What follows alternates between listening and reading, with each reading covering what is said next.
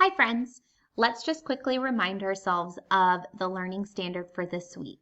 We are focusing on TEK 3.9D, which is recognizing the characteristics and structures of informational texts. And we are hyper focusing on the central idea with supporting evidence. Now, if you will notice that central idea with supporting evidence in the lesson plans is blue, which means it's a clickable link. And when you click it, it will take you here to the TEKS guide. This sometimes gives us more information about what we should be focusing on in a learning standard. So, central idea is our focus point for this week. And central idea is the message of an informational text. It can be clearly stated, like the author says, this is the central idea. But more often, we have to infer. Now, I'm going to do a hand motion for inferring, and once I do this hand motion, you're going to know exactly what inferencing is. Are you ready?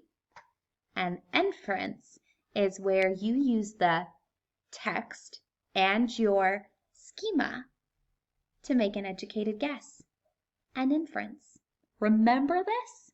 An educated guess using the text and our schema.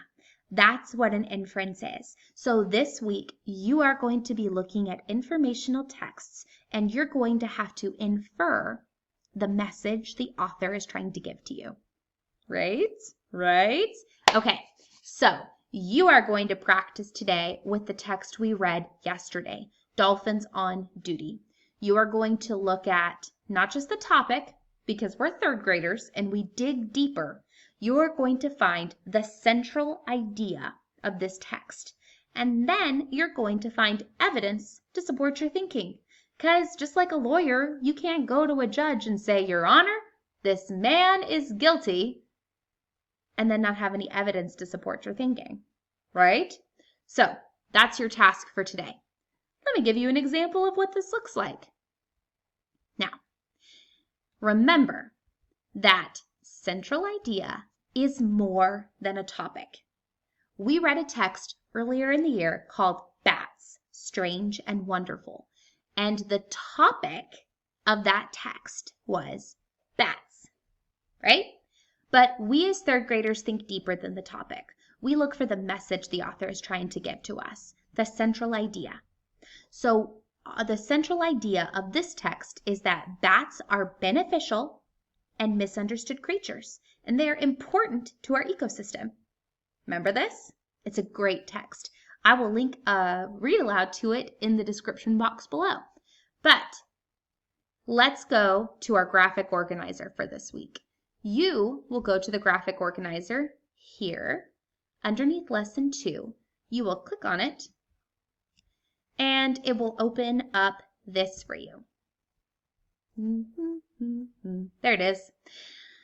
Now, you can either print out this graphic organizer or you can draw it in your own journal, whichever works for you. I am going to use it in the PowerPoint so that you can see what I'm talking about.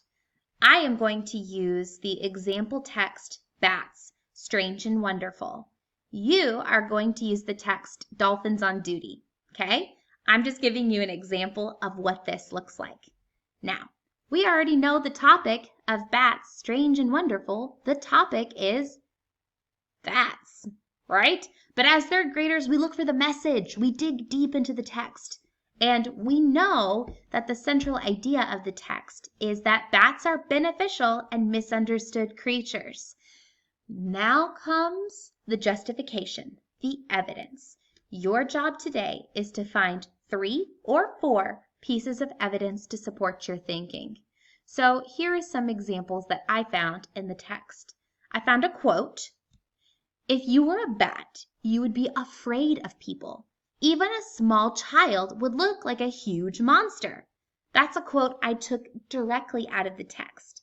The rest I either inferred, using the text evidence and my schema to make an educated guess, or I summarized, which means I put it in my own words. So the second piece of information that I found is that bats are among the most beneficial animals on Earth. They pollinate plants like bees. And bats eat bugs that bother people, like mosquitoes and ticks. And my last piece of evidence that points to the central idea that they are either beneficial and misunderstood is that people often believe untrue myths about bats, like they'll get stuck in your hair, or drink your blood, or they'll get you sick. Those are all untrue myths. Okay? So do you see how I wrote the topic of the text? Okay? I put the central idea, the message the author was trying to tell me in this informational text, that they are beneficial and misunderstood. And then I looked for evidence in the text. I either found quotes from the text, or I found inferences, or I summarized information from the book that we read together to come up with evidence to support my idea, to support my opinion, because an opinion is what you think and we support it with evidence, okay? That bats are beneficial and misunderstood creatures. Here's what you're going to do. You are going to go back to this text and you are going to tell me the topic. That should be easy. You're going to then infer the central idea. What is the author trying to tell you? What is the message? Okay? And then you're going to look for evidence to support your thinking.